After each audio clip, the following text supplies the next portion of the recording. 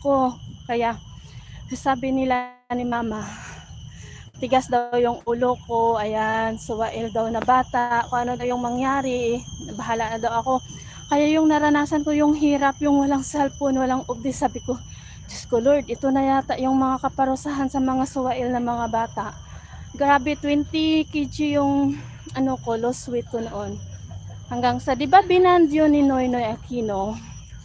So, umuwi ako noon kasi hindi ko na kaya.